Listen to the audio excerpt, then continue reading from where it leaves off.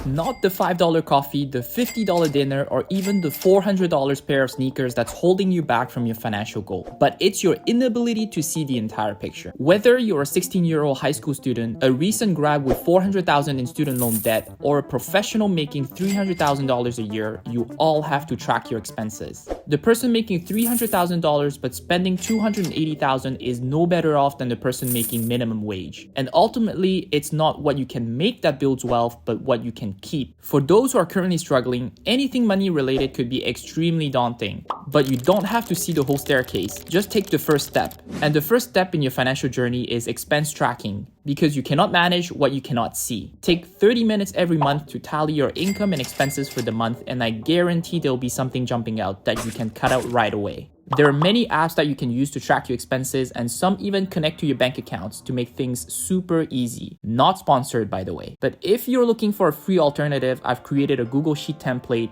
Go ahead and download it from the description box down below. And with that, let's start tracking.